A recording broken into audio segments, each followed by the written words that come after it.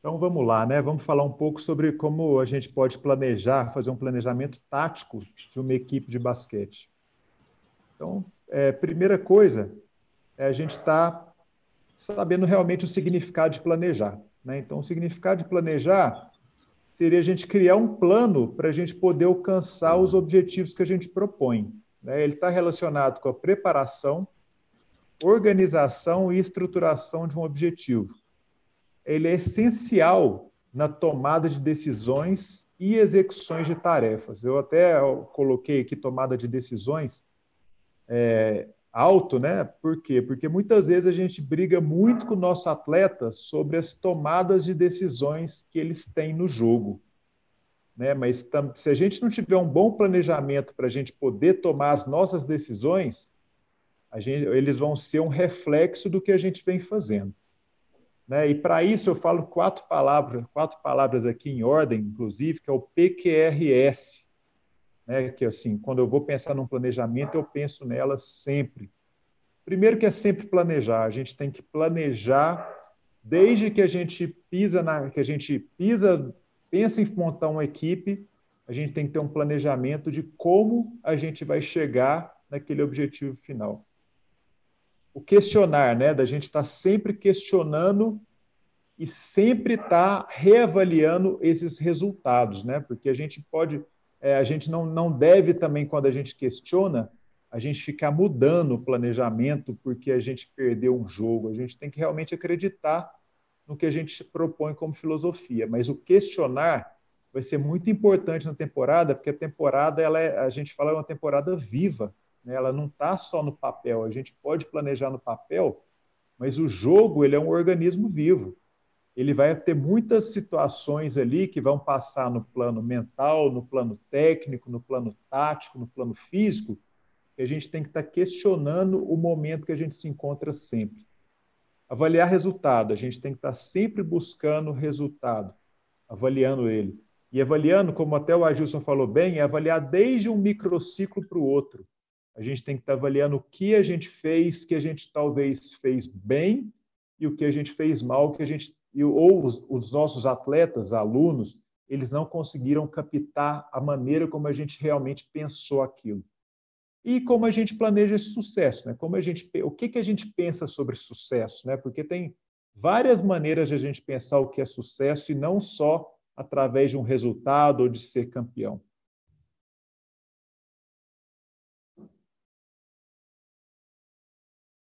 Então, quando a gente pensa em construção, aqui até na quadra, o 1 está lá debaixo da cesta, até o 4, que é um arremesso de 3 pontos longo aí, que os americanos agora estão começando a arremessar do meio da quadra, e daqui a pouco os nossos atletas vão estar querendo copiar. Então, quando a gente pensa em construção, a gente tem que pensar numa sequência lógica, né? Da gente começar sempre do mais próximo da cesta para o mais longe.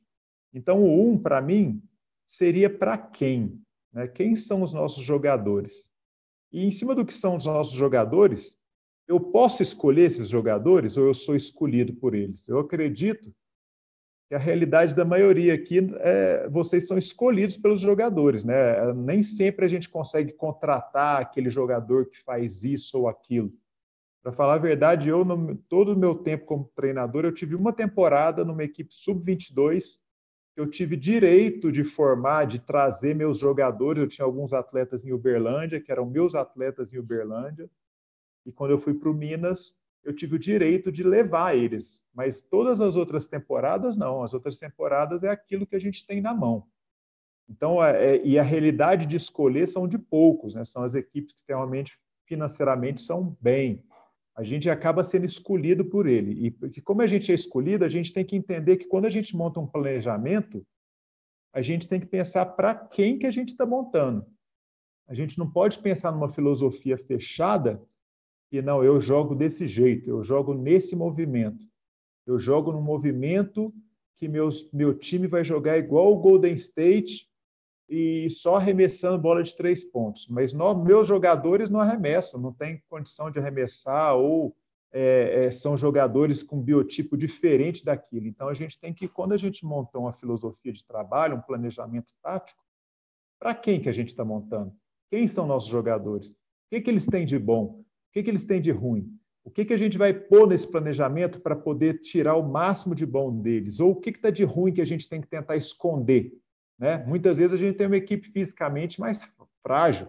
E como a gente vai esconder isso taticamente para que os outros adversários não consigam levar vantagem em cima da gente? O segundo, para quê? Quais são os motivos que a gente tem para poder ter aquela equipe ali? É formação? É um projeto social? É basquete profissional? São perguntas que a gente tem que responder. Porque quando a gente pensa, como eu falei para vocês, o Agilson falou, eu tive como assistente algumas temporadas de adulto profissional e algumas temporadas eu tive como técnico, né, da equipe profissional. Quando a gente pensa num adulto, o objetivo sempre é vencer ou, no caso, perder menos, né? Porque muitas vezes é claro que a gente tem aquela equipe, e a maioria das equipes que eu tive, não foram equipes que o planejamento era ser campeão. Eu tive equipes que o planejamento seria não cair para a segunda divisão, ou ficar entre os 10. Né? Então, mas ali a gente tem uma meta que a gente tem que realmente pensar que a meta é o objetivo, a meta é aquele resultado, a gente está jogando em cima de metas. E quando a gente pensa em formação social, a gente já tem que ter um olhar diferente. Né? A formação, o Agilson falou muito aí, a gente tem que ilusionar nossos atletas. A gente tem que fazer eles gostarem de estar ali, a gente tem que fazer eles gostarem de estar envolvido no meio esportivo. Porque, como ele falou, e eu também, eu já tive com certeza, 2.000 a 3.000 atletas já passaram por mim. E eu tenho certeza que menos de 1% deles viraram jogadores profissionais. Mas e os outros 99%, que são o mais importante? Como eles se formaram? O basquete ajudou na vida deles? O basquete fez com que eles atingissem alguns objetivos? O basquete fez eles terem a chance de estarem mais organizados ou melhor preparados para lidar com a situação do mundo atual? A gente vê hoje, e quando eu voltei para a base, né, eu voltei para trabalhar na escola em 2018, nesse projeto que eu desenvolvo, eu já vi uma maneira de lidar totalmente diferente da época quando eu trabalhava com base, que foi o último ano que eu tinha trabalhado somente com base, tinha sido 2008. Então era outra realidade, era outro perfil, né, do atleta ali. Eles estão ali pedindo ajuda para a gente, pedindo socorro.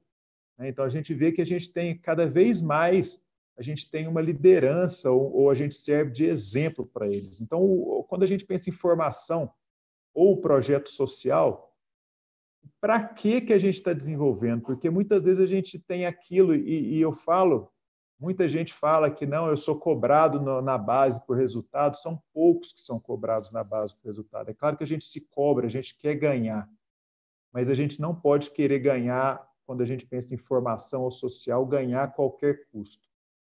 A gente tem que tentar desenvolver no nosso aluno, no nosso atleta, a vontade de vencer sempre, mas a gente tem que tentar passar para eles o quão importante vai ser o basquete na vida deles, para esses 99% depois dos nossos atletas, eles cheguem na gente realmente, é isso que a gente quer, que eles cheguem e falam para a gente, ou possam ser nossos amigos no futuro, falando que aquilo ali ajudou eles a passarem por algumas situações, ou fazem na vida profissional que eles escolher o basquete é crucial. Eu falo muito para meus atletas que não tem como ser Clark Kent super-homem. Né? Fora da quadra eu sou de um jeito e dentro da quadra eu sou de outro. Não tem como a gente ser bipolar nesse sentido.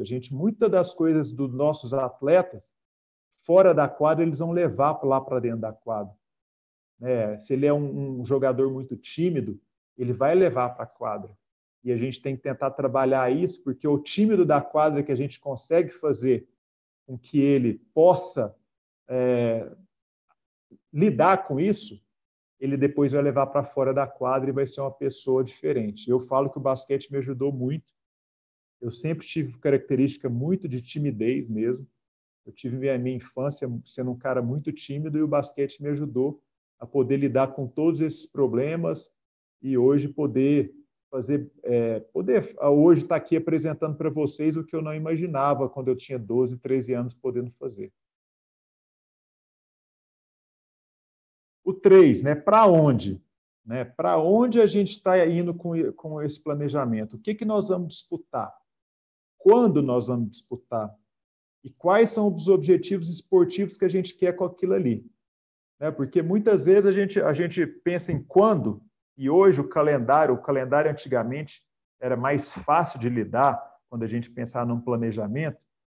Muitas vezes, vou citar um caso meu aqui, que uma das competições principais da minha equipe nessa temporada, que infelizmente eu não sei se vai terminar, era 40 dias depois que a gente tinha começado os treinos.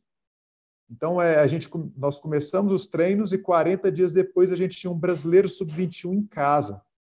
A gente montou uma equipe aqui, sub-21, que seria a equipe que a gente ia jogar esse brasileiro sub-21, a segunda divisão adulta e a LDB no final do ano. Né? Só que a gente já sabia que a segunda divisão a gente estaria ali mais para participar. O nosso objetivo esportivo era menor com relação a jogar um brasileiro sub-21 em casa ou uma LDB no final do ano. Então a gente pensa quando isso aí vai alterar com certeza nosso planejamento.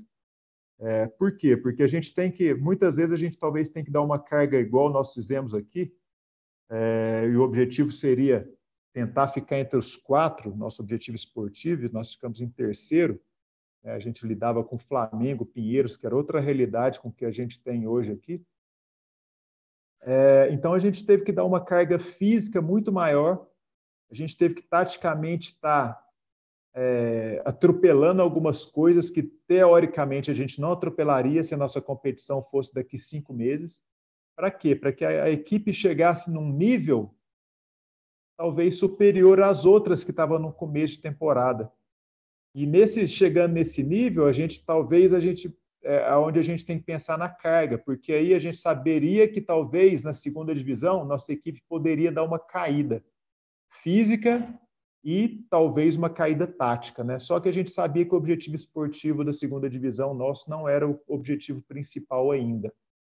Então a gente saberia que lá a gente poderia dar uma folga para que eles pudessem depois crescer novamente e chegar na LDB, que seria a competição principal nossa, em outro nível.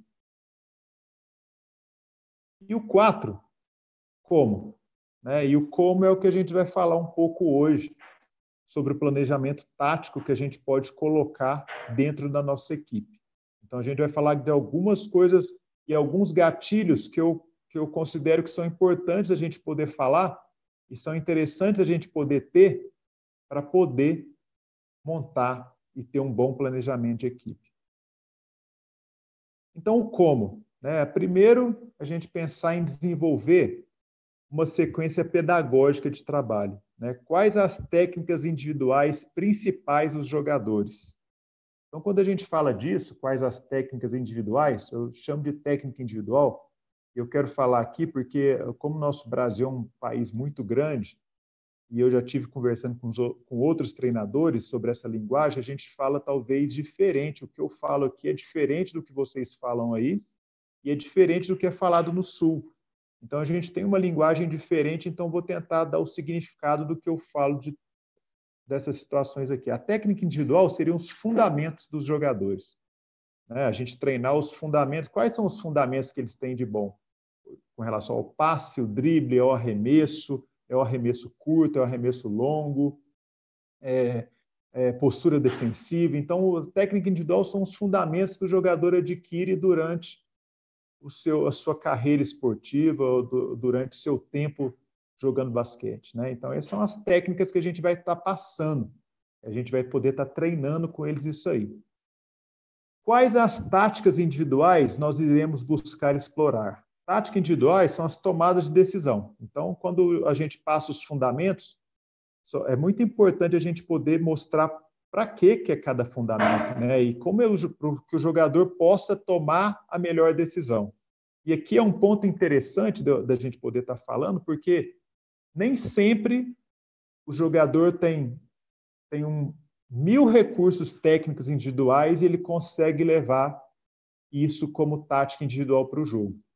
Vou citar exemplo de um pivô que eu treinei no profissional, que foi pivô de seleção brasileira, e eu ficava incomodado que ele só tinha 2 movimentos no poste baixo. Ele tinha 2 movimentos, era um cara de 2,10 e ele fazia esses movimentos, na maioria, pulando para trás, igual o Michael Jordan, num fadeaway, para poder arremessar. Então, ele fazia muito em cima disso aí. E eu peguei ele para treinar, falei assim, não, eu vou treinar esse cara poder jogar, ele é forte fisicamente, é grande, para ele começar a fazer um gancho, começar a ter um trabalho de perna melhor. E eu me surpreendi muito, porque o que eu passava para ele, ele fazia com muita clareza, ele tinha muita facilidade nos fundamentos. Só que ele não conseguia levar isso para o jogo. Então, eu estudei algumas situações que é importante a gente falar aqui, que eu vou citar, por exemplo, a teoria das 10.000 horas, né? Então, a teoria das 10.000 horas fala o seguinte, com 100 horas, você entende aquele movimento. Isso aí para tudo na vida, essa teoria. Com 1.000 horas, você domina aquele fundamento. E com 10.000 horas, você absorve. Então, é muito falado sobre isso em toda esfera, não só no basquete. Então, muitas vezes, os nossos jogadores têm os movimentos, ele tem o movimento refinado, mas não consegue levar aquilo para o jogo.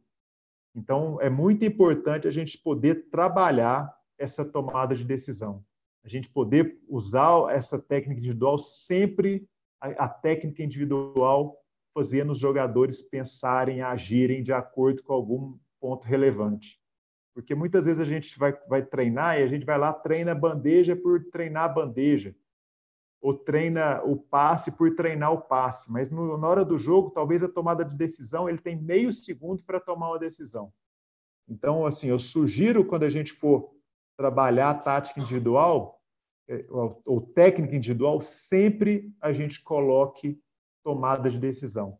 Coloque pontos relevantes para que eles possam lidar com o problema e poder explorar aquela situação. Mas aqui, quando a gente vai desenvolver a sequência, a gente tem os jogadores que eles têm tais táticas individuais. E como que a gente vai explorar isso neles? Como a gente vai explorar isso dentro da nossa filosofia de trabalho?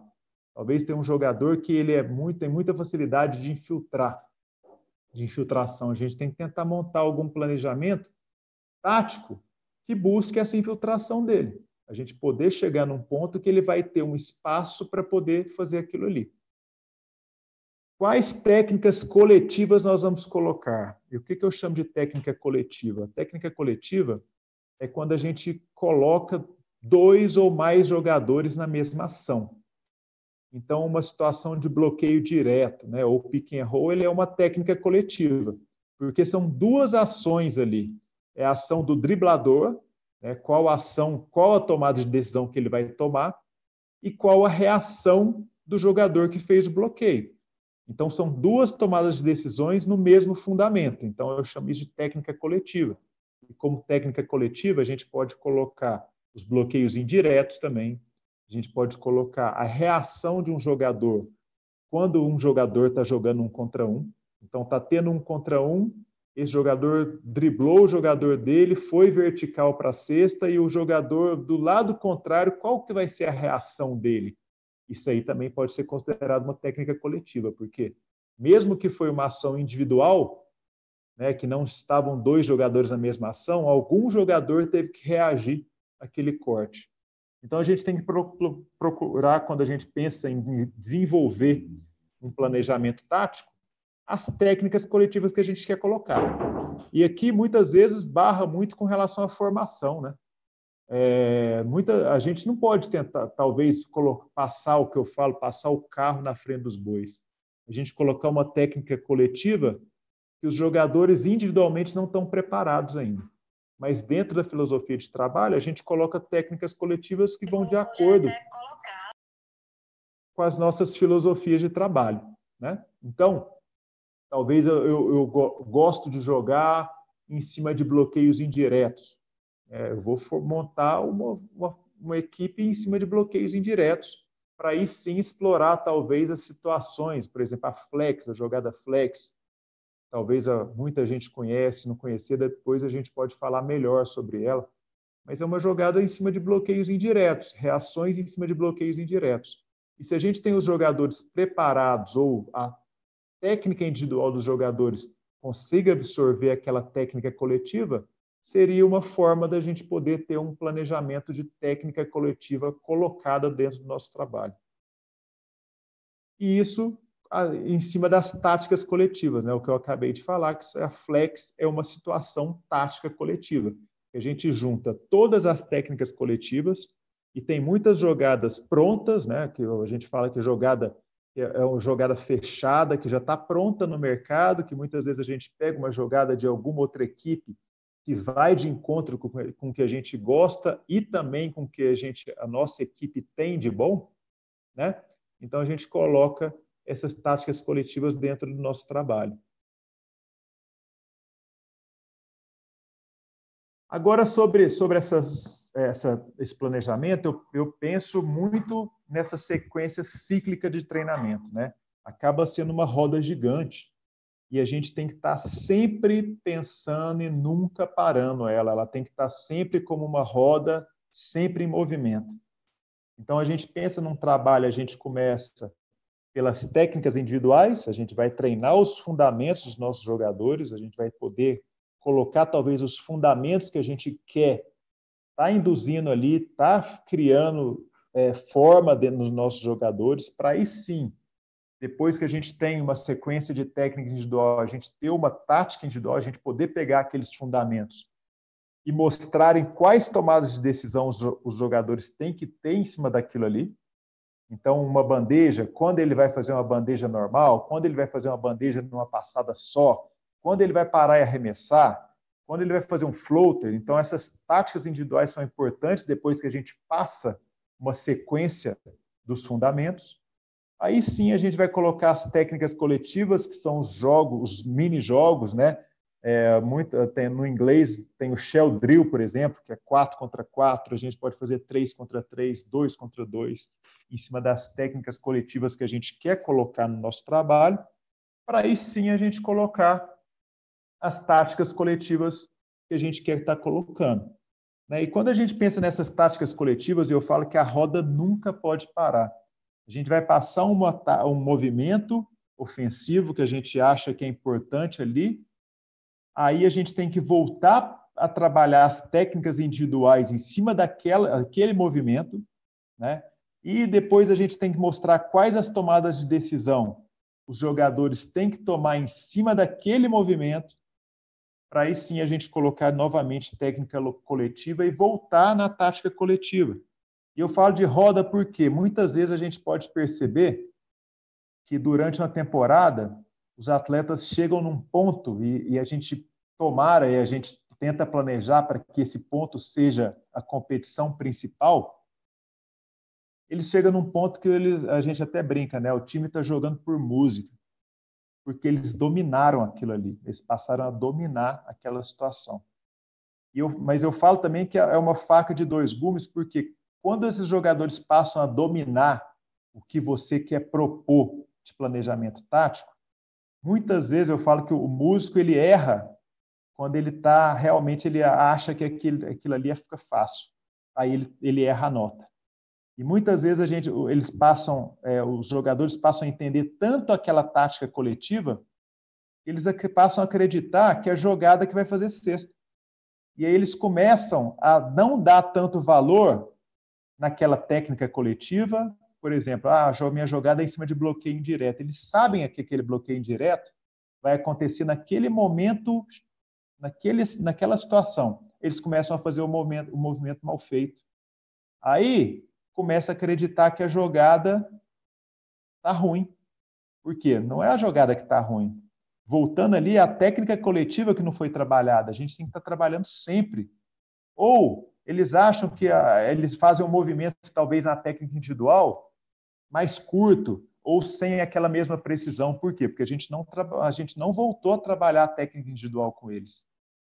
Então, muitas vezes, quando a nossa equipe começa a jogar por música, esse é o momento que a gente tem que dar mais valor na técnica individual nas táticas individuais, a gente volta a trabalhar com afinco aquilo ali. Por quê? Porque os jogadores já acham que a jogada faz cesta. E não é a jogada que faz cesta. O jogador faz cesta sempre. Sempre vai depender do jogador. Então, a gente tem que começar a fazer essa roda girar novamente para que a gente passe a temporada inteira evoluindo em todos os critérios. E não só, e a gente vê que muitas vezes é um problema, que as equipes muitas vezes passam muita parte do tempo do planejamento de treino jogando o jogo, ou fazendo um coletivo. E vai para o jogo e talvez começa a dominar. Só que chega num momento que aí a técnica não é a mesma, a técnica já não está tão boa. Aí é onde a gente tem que realmente estar preocupado em fazer, como eu disse, essa sequência cíclica de treinamento. A gente nunca pode estar muito tempo envolvido na mesma opção. A gente tem que passar por essas 4 opções sempre e de forma cíclica. Agora eu vou falar um pouquinho de planejamento, né? Então, quando a gente vai pensar em planejamento, a gente tem que estar pensando num macrociclo, né? E nesse macrociclo a gente coloca o início da nossa temporada, quando ela começa e quando ela vai terminar. Quais são os momentos nessa temporada? Quais são os momentos das competições, que são competições que a gente quer talvez preparar a nossa equipe para chegar na competição principal? Quando é a nossa competição principal? E em cima disso a gente planejar, a gente dividir realmente quanto de tempo nós vamos gastar no nosso treino em cima de técnica individual? Quanto nós vamos gastar em cima de tática individual? Quanto nós vamos gastar em cima de técnica coletiva? Quanto nós vamos gastar em cima de tática coletiva? Aqui eu estou citando um exemplo aqui do meu planejamento de treino numa pré-temporada, né? Então, eu gasto talvez 35% do tempo do treino em cima de técnica individual, outros 35% do meu microciclo em cima de tática individual, outros 15% em cima de técnica coletiva e outros 15% em cima de tática coletiva. Isso aí é quando eu penso numa pré-temporada, né? Ou seja, 70% do treino vai ser em cima de técnica individual e tática individual, né? E se a gente for parar para pensar que a tática coletiva, só 15% do treino que a gente dá algumas introduções do que a gente quer fazer como tática, né? E depois a gente pensa na pré-temporada, a gente vai para o que eu costumo chamar de temporada média, né? Que é a temporada, é aquele momento que a gente está começando a mudar um pouco, aumentar um pouco essa técnica coletiva e tática coletiva, né? Então, aqui também a gente tem que pensar na carga que a gente vai gastar. Aqui eu já passo, nessa média temporada, a 50% do treino em cima de técnica e tática individual. Aí vai depender muito, não estou falando que é 25% para cada um, vai depender muito do momento e do microciclo semanal. Talvez eu comece a semana com mais tempo de técnica individual e termino mais o final da semana com mais tempo de tática individual. E outros 50% reservado para essa técnica coletiva e tática coletiva. Isso aqui, independente se eu tenho 1 hora para treinar, 2 vezes por semana, ou no caso eu tenho 10 horas para treinar, 5, 6 vezes por semana. Então é um planejamento que a gente faz em cima do que a gente tem e do que a gente pode. E é claro que depois, quando a gente entra na alta temporada, que é a competição-alvo que a gente quer, a gente gasta um tempo a mais em cima da técnica e tática coletiva, mas eu falo para vocês que eu nunca gasto menos de 40% do meu treino em técnica individual e tática individual, nunca menos. Então, quando eu vou planejar, eu acho que a gente passar fundamento, passar tomada de decisão é muito importante. Então, sempre a minha temporada, 40% do meu treino é voltado para técnica e tática individual. E no final da temporada, talvez 60%, eu gasto talvez até 40%, chega a gastar 40% a 50% do treino, talvez em cima de tática coletiva, dependendo do momento. Mas isso aqui é um planejamento que a gente tem que realmente pensar como é a temporada de cada um. Eu falo que eu já passei por algumas temporadas, por exemplo, Eu tive uma temporada no Minas e eu tinha 8 jogadores sub-22 e 4 jogadores adultos, né? E dos 4 jogadores adultos, 2 jogadores ali para carregar piano, que era jogador para pegar rebote, que era para trombar, não era jogador com qualidade para poder resolver meu problema, né? Então, o que foi dito que o planejamento seria, o objetivo seria não cair para a segunda divisão.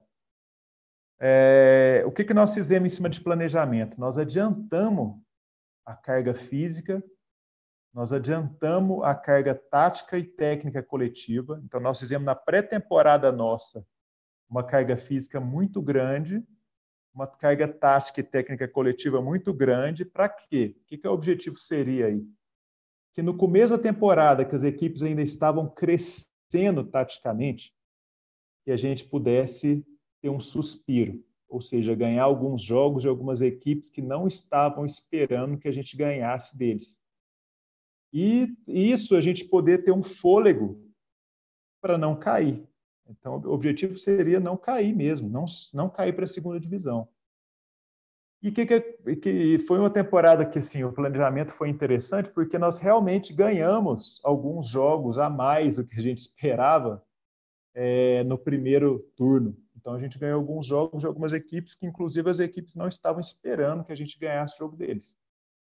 E com isso a gente teve uma folga, só que a gente sabia que no segundo turno essas equipes que a gente ganhou inclusive no primeiro semestre, a gente talvez teria menos chance de ganhar deles, porque taticamente eles já estavam no nível esperado por eles, tecnicamente eles já estavam em outro nível também, só que o objetivo seria realmente ter um fôlego. O objetivo seria um fôlego para a gente poder, no final da temporada, que a gente sabia que a gente não conseguiria jogar de igual para igual com algumas equipes como Flamengo, Franca, mas a gente pudesse ter uma vantagem em cima das equipes que na época a gente seria confronto direto, a gente teria que sair na frente dessas equipes. E não estou falando que é uma coisa nossa, não. Muita gente faz assim. Vou citar o exemplo de Bauru, por exemplo. Bauru, por muito tempo, jogou o Paulista para ser campeão. O Campeonato Paulista, que seria um campeonato secundário para poder, com relação ao NBB, que seria o objetivo principal da equipe. Então, eles começavam e faziam um planejamento para poder ganhar o Paulista. Para poder ganhar o Paulista. E muitas vezes a equipe chegava sem perna no final da temporada. Ela chegava fisicamente mal, mentalmente não podendo suportar aquilo mais, já estava estafada, e chegava no objetivo principal e não conseguia, que seria o NBB.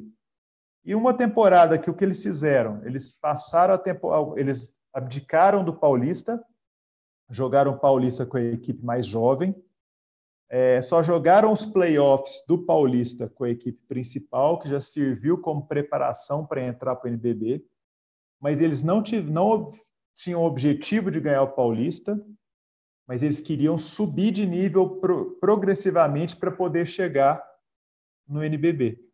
E o que eles fizeram? Foi o ano que eles foram campeões do NBB. Então, eles conseguiram um planejamento ideal, porque a gente sabe, como eu falei para vocês, o basquete é um organismo vivo, né? E os jogadores, a gente sabe que a rotina é o que mata o jogador. É poder estar ali, é o que o Agilson falou bem também, o jogador ele chegar no treino e saber que ele vai fazer sempre as mesmas coisas. Então, chega no momento que o jogador ele está querendo coisa nova ou ele está querendo uma folga realmente. Então, a gente tem que estar sabendo realmente, inclusive, as folgas. Eu falo que algumas competições, igual esse Brasileiro Sub-21 que nós jogamos, acabou o Brasileiro, eu dei uma semana de folga para os jogadores, porque eu sabia da ressaca emocional que eles iam vir depois de um Brasileiro Sub-21, que eles conseguiram um pouco a mais o objetivo que a gente tinha colocado, e a gente sabia que aquela semana seria uma semana jogada fora, e a gente sabe também o tanto que o descanso é importante numa rotina de trabalho. Então, a gente realmente planejar de acordo com o que a gente pensa de macrociclo, o que a gente tem como objetivo. E sempre pensar em avaliar, reavaliar e se preciso mudar. E o mais importante, quando a gente está numa base, por exemplo, quando o objetivo nosso é formação, é social, a gente tem que estar envolvido com o indivíduo e estar pensando em formar esse indivíduo, estar pensando a longo prazo, não a curto prazo. A gente tem que pensar que talvez um jogador nosso, com 13, 14 anos, de 1,90 m, mas a gente sabe que ele já tem pelo no corpo, já está formado fisicamente, ele não vai chegar num sub-19 jogando de pivô. Então, nós temos que realmente avaliar e fazer um planejamento para que ele mude. Talvez ele jogou com 13 anos como pivô com 1,90 m, só que com 14 ele já é um pouco abaixo, talvez, um pivô de 1,90 m. Com 15, com 1,90 m já tem pivô maior, e com 17 anos ele não joga de 1,90 m mais como pivô. Então, a gente tem que realmente avaliar o que nós estamos fazendo, o que nós estamos propondo, e sempre visando o indivíduo, sempre visando o jogador, sempre visando como a gente vai colocar esses jogadores dentro do nosso planejamento tático.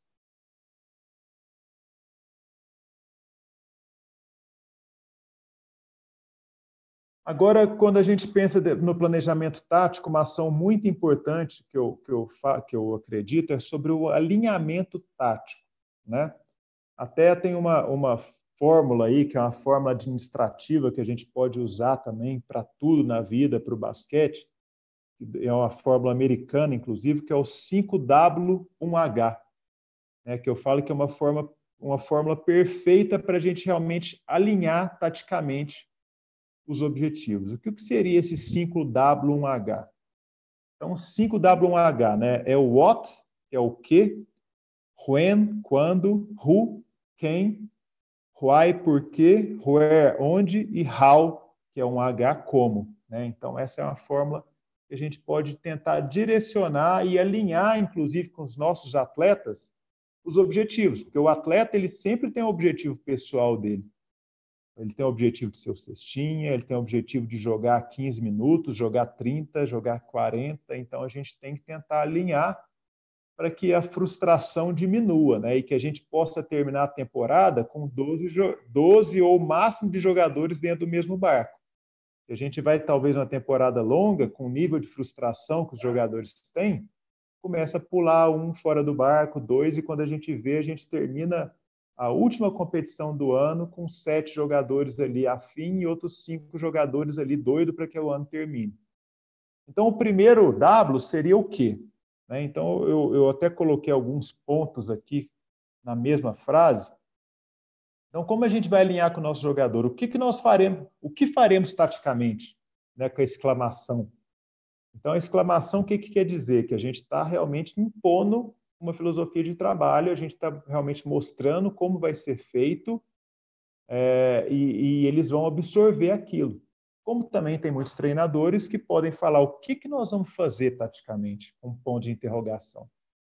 A gente pode realmente dar essa liberdade para o jogador, por que não? Isso aí não tira poder nosso, e a gente tem que saber também ser o líder gestor de pessoas, né? Porque eu falo que muitas vezes, quando eu ia montar meu planejamento, não que eu iria escutar todo mundo, porque se a gente for escutar todo mundo, eles vão querer sempre pensar individualmente. Mas eu ia montar, ia trazer, chegava um americano que eu talvez só via por vídeo, ou chegava um jogador igual agora um sub-22 que eu sempre joguei contra, e eu contratei esse jogador para vir jogar na minha equipe. Então, eu posso pegar com ele talvez as jogadas que ele preferia na outra equipe. O que você acha que você se dava bem na outra equipe? O que você faz dentro das minhas jogadas? Talvez eu tenha uma equipe que está no sub-13 e chegou lá no sub-16. Qual a jogada que você acha que é a melhor para você? Então, a gente começa a pegar essas ideias para que realmente a gente possa fazer um planejamento que vá de encontro com as ideias também dos jogadores, porque no final das contas a gente acaba sendo, a gente não é o cara, a gente começa talvez no treino, a gente é o cara que navega, o cara que está dirigindo o navio, mas na hora do jogo a gente sabe que a gente está à mercê deles. Aí a gente passa a ter o jogador, eles que vão comandar aquilo ali, por mais que a gente possa espernear, tirar jogador, deixar de castigo no banco, A gente está à mercê dos jogadores, então é importante, muitas vezes, a gente realmente ter essa interrogação e perguntar sobre eles a opinião que eles têm sobre aquilo. Agora, o que eu nunca faço, que eu não faria, é a gente colocar ponto final no que a gente faz taticamente. Por quê? Porque a temporada pode mudar, os jogadores podem mudar. Jogador, principalmente na base, jogador que talvez a gente acredite muito que seria o principal jogador da equipe, ele possa não render. Como talvez aquele jogador nosso que a gente dava vez da temporada dava 10, 15 minutos para ele possa desenvolver num ponto que a gente tenha que replanejar taticamente para a gente colocar uma situação para ele, uma situação para que ele possa jogar. Então, a gente tem que realmente, eu acredito em não pôr ponto final, porque a temporada pode mudar, a gente pode ter jogador que se lesiona, a gente pode ter jogador que talvez pare de jogar, a gente pode ter jogador, que é o que a gente mais quer, jogador que evolua e que dê dor de cabeça na gente positivamente para que a gente possa montar alguma coisa que vá de encontro a uma evolução pessoal. O outro é ruim, né? Quando? Então, de novo, a exclamação. Quando faremos? Né? Então, quando faremos, por quê? Porque a gente pode, muitas vezes, deixar alguma situação tática para o final. Muitas vezes, as competições que a gente disputa, a gente tem talvez 5 movimentos ali e a gente sabe que os adversários vão estar escauteando a gente, vão estar ali entendendo nossas jogadas para poder passar para eles. Então, a gente talvez tenha um plano de mostrar para eles no começo da competição ali, ó, essa jogada aqui nós não vamos fazer. Nós não vamos estar fazendo ela. Por quê? Porque nós vamos deixar mais para frente, porque nós, pessoalmente, a gente está acreditando que a nossa equipe possa ir para frente na competição, ainda mais essas competições de tiro curto, que são 5 dias seguidos. Então, a gente pode deixar algumas coisas para que a gente faça depois, né? Quando não faremos? Então, a gente tem que mostrar também, a gente tem que pedir essa opção deles. Quando a gente passa um planejamento tático, eles têm que entender o que a gente não vai fazer, né? Porque talvez uma jogada que talvez o nosso jogador, o nosso armador, para o nosso armador ali resolver o problema, e talvez um jogador da posição 4 quer fazer a mesma coisa. E talvez ele não está apto para aquela situação naquele momento. Então, só que a gente não pode, eu não acredito que a gente não possa pôr, igual eu coloquei exclamação no final aqui, quando não usaremos. A gente não tem que apontar dedo. A gente não tem que chegar no jogador 4 e falar que ele não pode fazer. Porque é o início de uma frustração que ele possa ter ali. Só que a gente pode tirar deles isso aí. A gente pode tirar deles. Eles começarem a pensar, opa, isso aqui não é para mim, isso aqui é para mim, isso aqui eu posso fazer, isso aqui eu não posso fazer. Então, eu acho que seria importante a gente poder passar ao lado deles para que eles reflitam sobre aquela jogada que a gente está colocando, aquela jogada que nós estamos escolhendo, para quem é. Né? E tem que vir muitas coisas deles, eles têm que começar a ter esse papel também. Quando usaremos? Então, a gente pergunta para eles também aqui, quando que a gente vai usar isso aqui? Para eles começarem a realmente absorver aquilo que a gente está passando, porque eles começam a imaginar.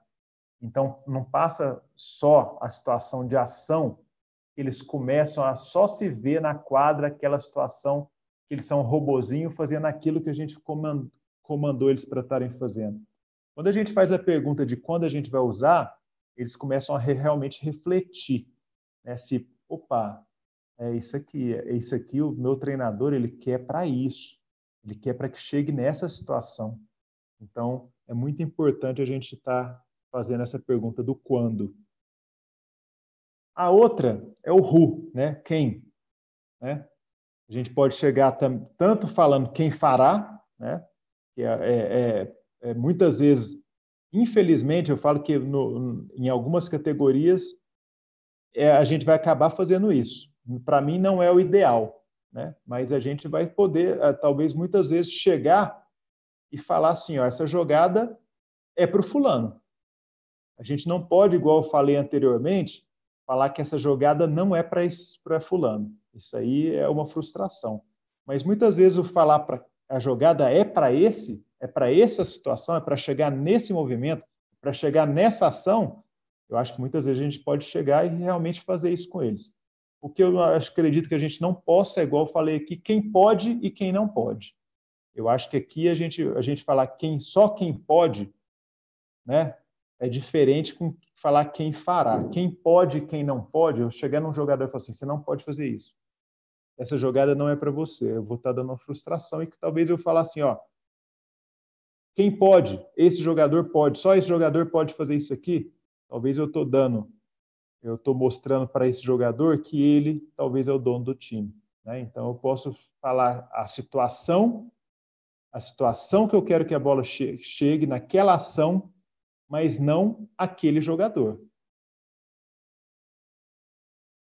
O why, né, que é por quê, né? Por que a gente usa tais estratégias, escolhas e possibilidades? Isso aqui já é um pensamento pessoal, é um pensamento nosso. Talvez a gente não vai, pode ser que a gente abra isso para o jogador, mas eu falo que eu trabalhei com jogador adulto e o jogador adulto, o nosso jogador adulto aqui brasileiro, ele não está preparado para discutir estratégia. Ele não está preparado para que a gente fale por que disso, daquilo, fica mostrando todas as opções para ele. Né? Então, a gente é uma coisa mais nossa, é uma coisa que a gente tem que guardar para a gente por que a gente está usando aquilo ali.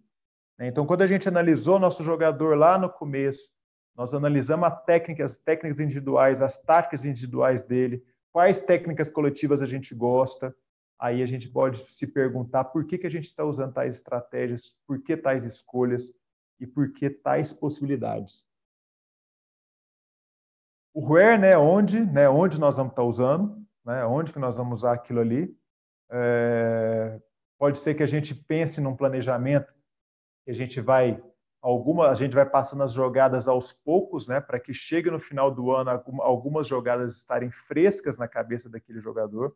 É igual eu falei para vocês, talvez a gente coloque uma jogada no começo da temporada que no final da temporada aquela jogada ali eles estão cansados de fazer e começa aquilo influenciar a técnica individual. Aquilo ali, a técnica individual já não passa a ser tão prazerosa porque o jogador acha que já domina e acha que a jogada vai fazer cesta. Então, muitas vezes a gente pode realmente planejar para que algumas jogadas possam ser utilizadas mais para frente. A gente pensa em um movimento que a gente vai usar, a gente vai começar a treinar na metade da temporada para que chegue naquele final de temporada eles estarem fazendo aquilo lá bem. Né? E pode a gente também estar reavaliando jogadas nesse processo, como eu falei, para começar a colocar talvez coisas novas para o que aconteceu e como os jogadores estão respondendo àquela filosofia de trabalho. E o how, né? Como faremos?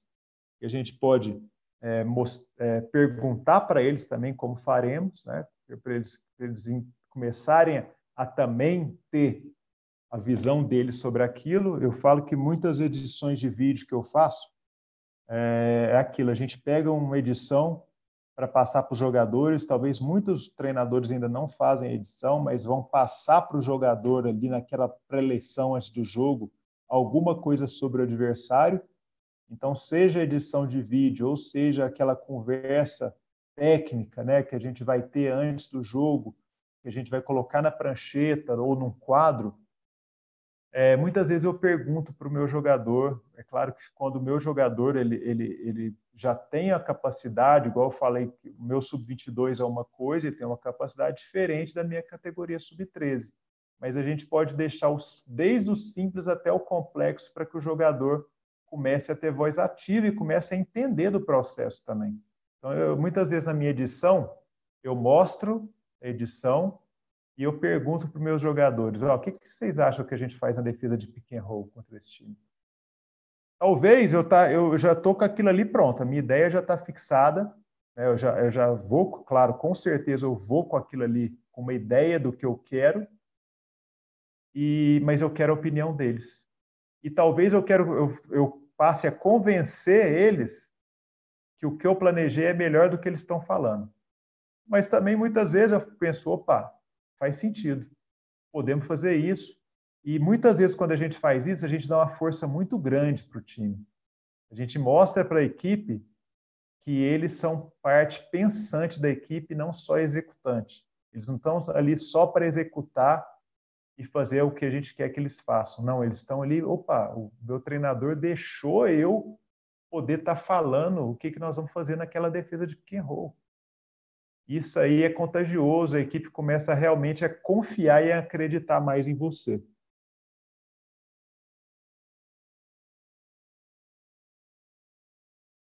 E em cima do planejamento tático, né, a gente pensar, como eu falei, no macrociclo ali, no mesociclo e no microciclo, alguns pontos, né? A temporada, como a gente vai lidar essa temporada, como a gente vai lidar na competição, como a gente vai lidar com o jogo e como a gente vai lidar também durante esse processo todo com o sucesso e às vezes o insucesso da equipe, né? Porque a gente sabe que os dois estão prontos ali para poder acontecer.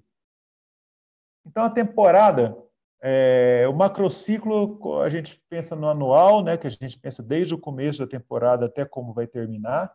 Qual a competição-alvo? Quais são as competições secundárias?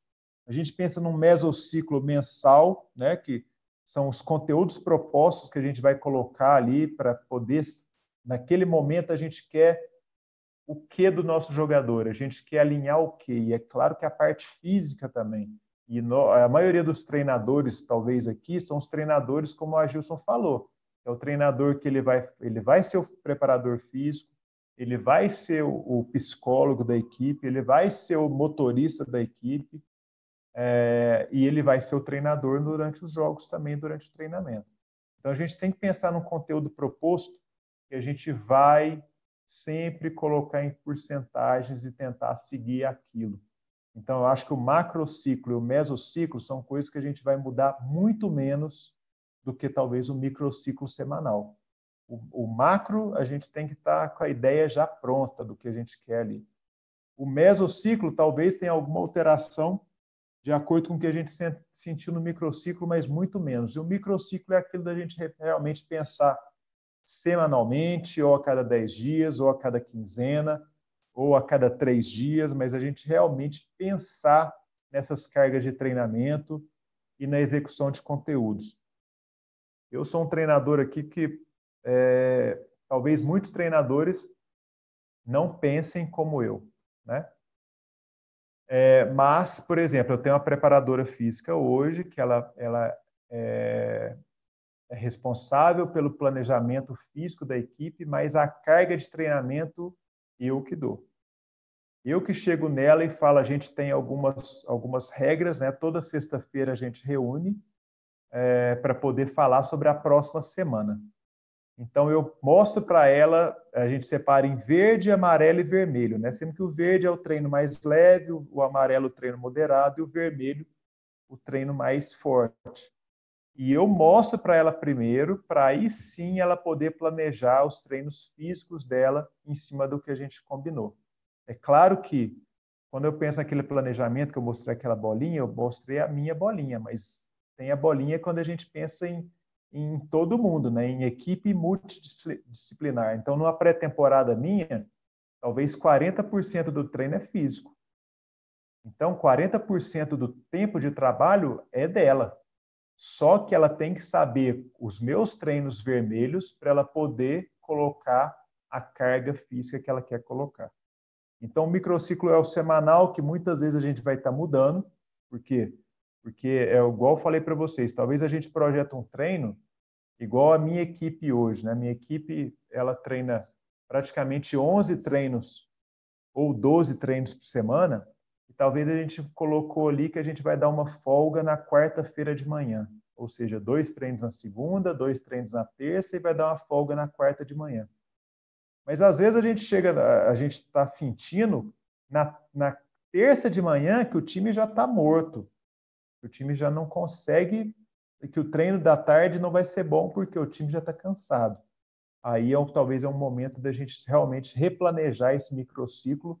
Talvez a gente quebra com uma folga e tira a folga da quarta de manhã, passa para terça à tarde, para que esses caras, e talvez a gente manda para eles por WhatsApp, né, como vai ser, e nessa mudança da gente dar uma folga, vocês não têm ideia do poder que isso traz para o treino de quarta-feira de manhã. A gente mudou só uma sequência, mas a motivação que dá para os caras poderem descansar num treino que eles já estavam fadigados, e é claro que a gente tem que ter alguns métodos para poder avaliar essa fadiga deles também, né? E se quiserem, depois eu falo sobre alguns deles. Mas é importante a gente estar realmente reavaliando. O Agilson falou aí, quem é treinador de escola, talvez o treino das 3 da tarde, a gente chega 9 horas da noite, a gente já esqueceu do que a gente fez às 3 da tarde, a gente não vai ter tempo para fazer isso. Então, aquele intervalo de 2 minutinhos, talvez entre um treino e outro, que a equipe está fazendo um aquecimento, a gente pode estar gravando um áudio e poder estar realmente reavaliando sempre, a gente poder reavaliar o que a gente pode fazer melhor no próximo treinamento. A competição, né? Qual o objetivo da competição? É preparação? É a competição principal? Nós estamos ali como formação? Nós estamos ali com objetivo esportivo?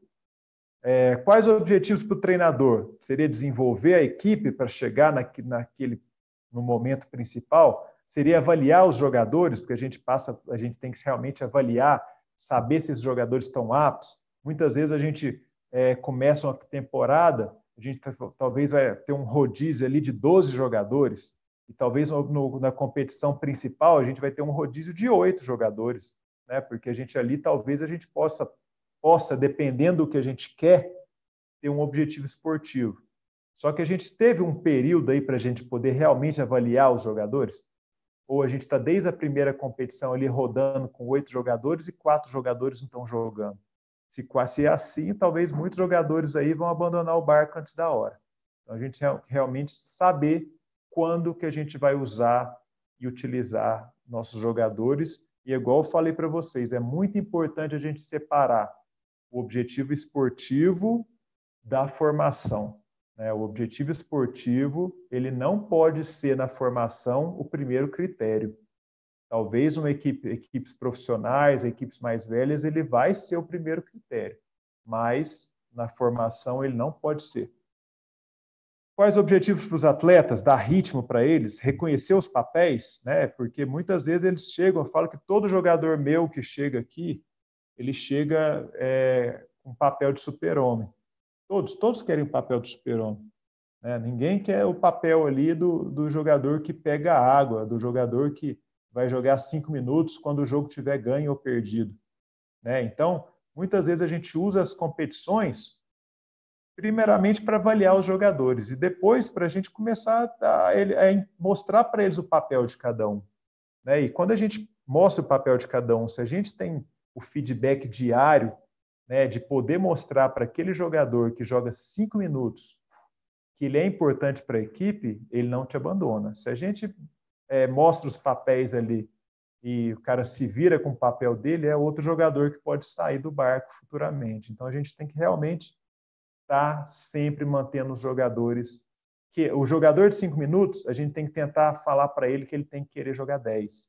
Eu falo que dar fome para o jogador, né? A gente tem que dar fome para o jogador e mostrar para o jogador de 30 minutos que o jogador que está jogando 10 quer pegar os minutos dele. Então, aquela rivalidade sadia que a gente tem que saber, nunca, claro, passar do ponto, mas a gente tem que estar mantendo o nosso treino competitivo, mantendo os nossos jogadores competitivos, para que eles realmente possam chegar no final da temporada sabendo que todos vão ter valor. Quais objetivos táticos? Colocar níveis até o momento, reconhecer adversários, nós temos algumas metas, né? Então, o objetivo tático ali daquele momento da competição, talvez a gente joga num sistema aberto, que a gente fala muito hoje, né? E que lá no final a gente vai fechar esse sistema, a gente vai começar com um sistema aberto, que a gente mostra uma introdução, os jogadores vão passar por um desenvolvimento ali, eles vão resolver o problema, talvez muitas vezes tendo erro a mais, né? Porque muitas vezes vai acontecer do jogador que não é para resolver o problema, ele vai resolver, vai querer resolver e vai dar errado. Só que no final a gente começa talvez a ter algumas jogadas fechadas ali para que intuitivamente a bola chegue na mão do jogador que a gente quer. Então a gente tem que tentar fazer essa progressão tática com os nossos jogadores também. Colocar níveis até o momento, qual o nível que a gente quer chegar naquela competição? A gente quer chegar taticamente com 40% da nossa carga. Agora, nessa próxima, a gente quer chegar com 60% da carga tática para chegar no objetivo principal na competição final, com 100 ou 100%. A gente quer reconhecer adversário. Talvez a gente está numa situação ali que a gente talvez vai ter uma menos carga tática, mas a gente quer começar a pegar as informações dos jogadores, as informações táticas dos jogadores ali. Ou a gente tem alguma meta.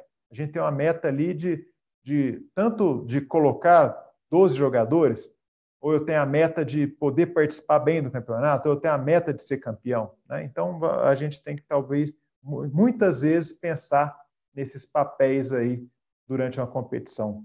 O jogo, eu vou passar, talvez, mais rápido um pouquinho aqui, porque, e se interessarem, a gente discute um pouco mais sobre isso, né? O jogo, a gente tem o scout tático do adversário, né? Quando que a gente vai mudar a defesa? No problema ou nós podemos antecipar a situação? Se a gente já conhece o adversário, muitas vezes a gente pode entender a característica. A gente tem que, desde o aquecimento, ver como que todos os jogadores são. A gente tem que ver os 12 jogadores, porque talvez no jogo não entre os 12. A gente tem que entender que talvez naquele jogo que a gente viu, jogaram 8. Mas pode acontecer no nosso jogo de jogarem 10.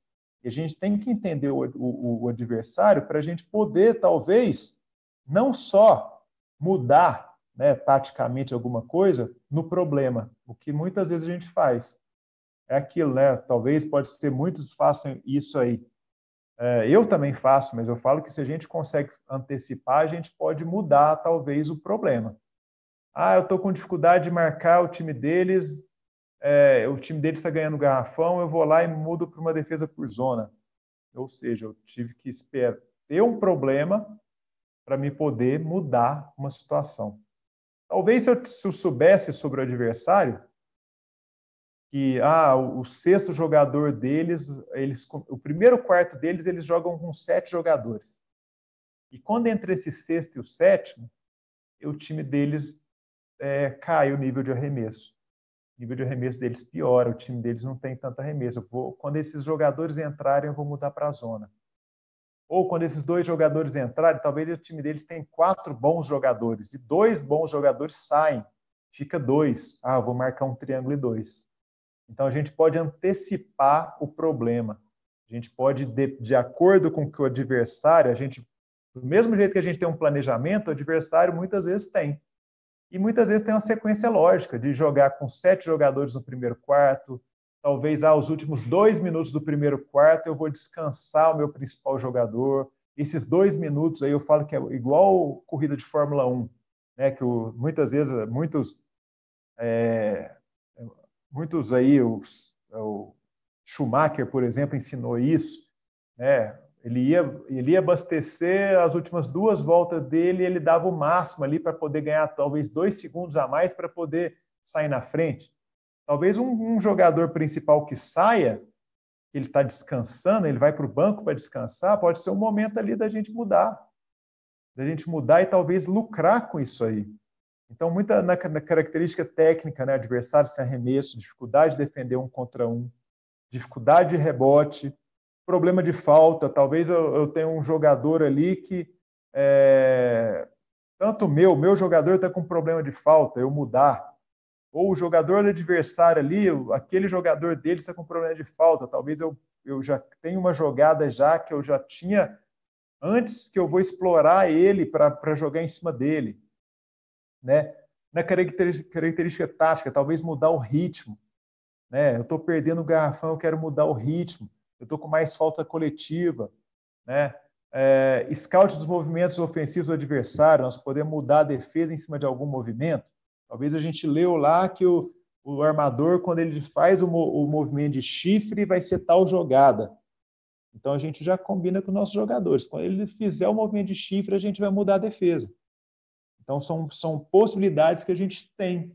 Que a gente pode mudar, que a gente pode fazer. Eu falo que os quartos têm muitas coisas em comum. Né? O primeiro quarto, eu falo que é o quarto que a gente tem que mostrar nossas ferramentas ali. A gente não vai mostrar nossas jogadas, mas a gente tem que mostrar a intensidade que a gente vai. Tanto para os árbitros, porque ali, se a gente começa defendendo mole, e depois, quando a gente quer agredir defensivamente, os árbitros vão apitar falta. Muitas vezes a gente queima 2 faltas no começo ali do jogo, mas a gente mostra para a arbitragem como nós defendemos. A gente mostra a maneira como nós defendemos, os árbitros vão acabar aceitando aquela maneira e a gente vai defender sempre da mesma maneira.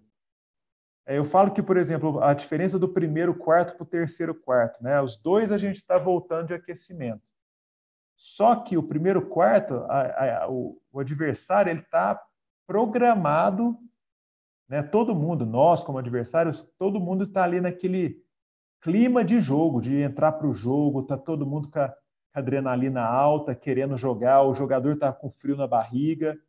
Então ele passa por esse momento aí de entusiasmo, que a gente tem que colocar esse entusiasmo no jogador. A gente tem que mostrar esse entusiasmo desde o primeiro minuto. Só que o terceiro quarto, que é uma volta de um reaquecimento, eu vejo muitas vezes como um momento que o jogador perde o foco. Talvez por frustração, talvez porque está ganhando o jogo. O reaquecimento não é, dentro da cabeça do jogador, igual ao aquecimento. Então, pode ser um momento ali da gente talvez pôr uma defesa pressão. A gente começa o terceiro quarto defendendo pressão. E a gente talvez ganha 4, 5 pontinhos ali que vai fazer diferença no final do jogo. Então, a gente tem que realmente pensar no jogo em maneiras que a gente pode encontrar de poder levar uma vantagem. E 30 segundos pode ser uma vantagem, 1 minuto pode ser uma vantagem. Eu falo que o segundo quarto é o quarto que a gente tem que tentar colocar todos, é o momento final que a gente pode colocar todos os jogadores no jogo. Então eu falo que se eu tenho um rodízio de 12 jogadores, eu tenho que usar os 2 quartos para usar os 12 jogadores. Porque senão, se a gente querer colocar o jogador no fogo lá no terceiro quarto, ou se precisar por problema de falta no último quarto que entre um jogador que não tenha participado ainda do jogo, pode ser um problema. Ele vai ter talvez dificuldade, por quê? Porque ele não está dentro do jogo, ele estava fora. Então, o segundo quarto eu acho que é um momento principal para a gente poder colocar nossos jogadores no jogo. E também a gente é um momento que a gente tem para poder talvez incorporar uma defesa que talvez no final do jogo ela pode ser válida. Pode ser uma defesa ali que a gente coloca, que a gente vê que talvez levou vantagem, e que a gente pode guardar ela para o final do jogo. Né? Então, dependendo de acordo com cada treinador pense. Então, o scout dos jogadores adversários, então vou citar algumas coisas aqui, né, que eu já até falei, inclusive, a gente scoutear todos os jogadores do adversário, desde o principal jogador até o 12º jogador. Scout das substituições do adversário, né, que é a análise dos momentos que o outro treinador costuma substituir seus jogadores. Como defender pelo scout? Né? A gente antecipar situações.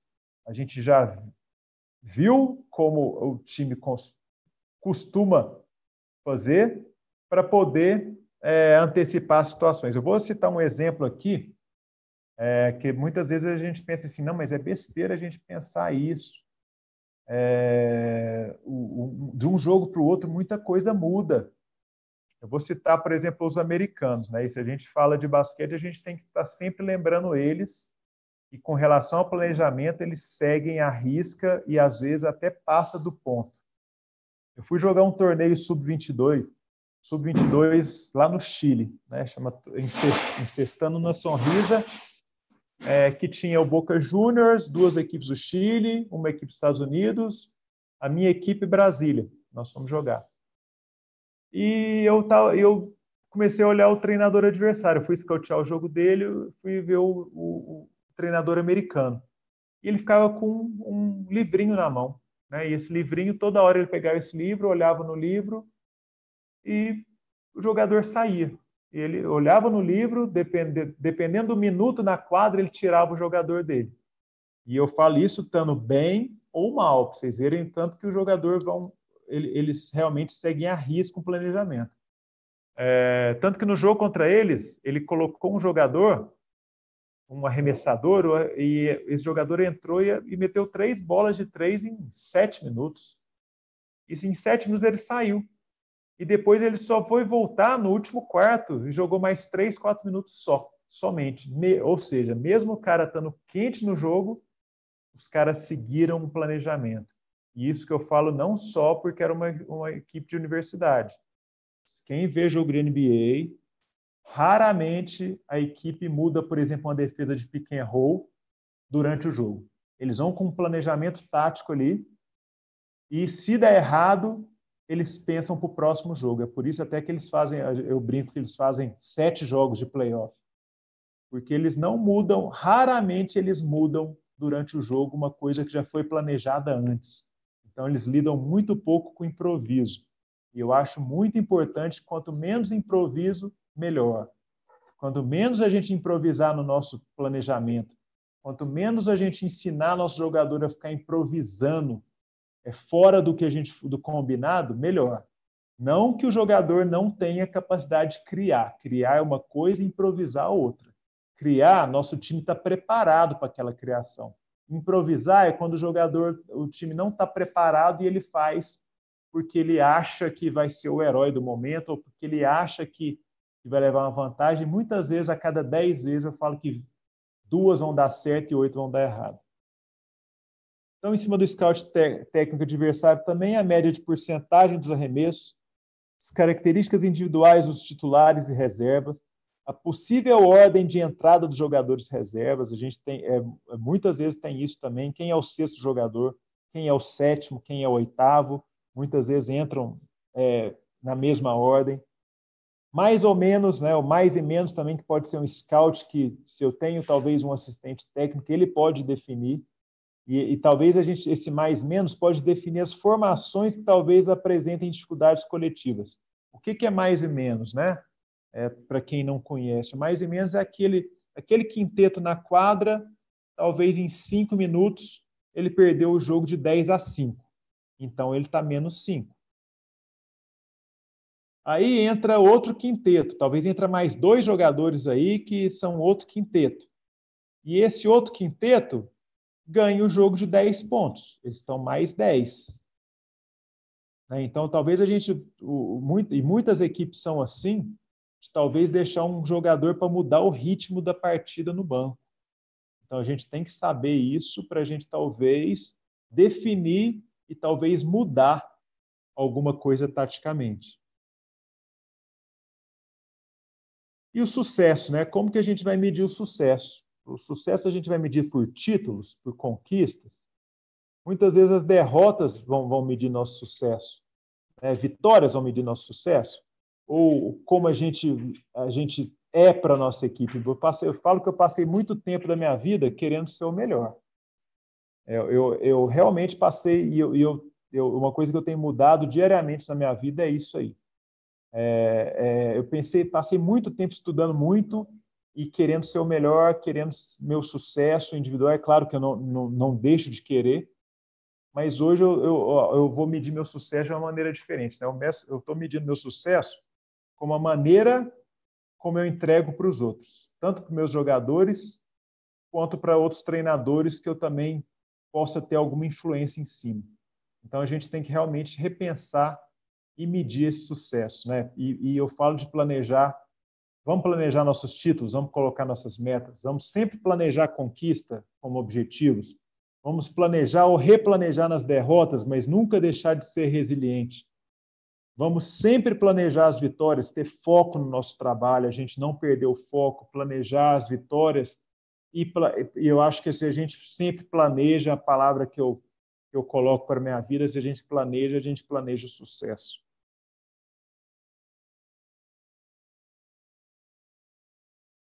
Eu queria muito agradecer vocês, agradecer por estar todo mundo estar ligado aí, poder estar falando de basquete, poder estar passando um pouco do que eu acredito, né? Claro que é uma troca de informações. Se eu pude ajudar alguém aqui, eu me sinto grato, né? Eu sinto honrado. E passar a bola para vocês, para que talvez eu possa responder alguma dúvida. E, de novo, agradecer o Tico, agradecer a Escola Baiana de Basquete por poder estar falando com vocês hoje, e estou à disposição sempre para o que for preciso. Tá bom, moçada? Obrigado e agora é com vocês.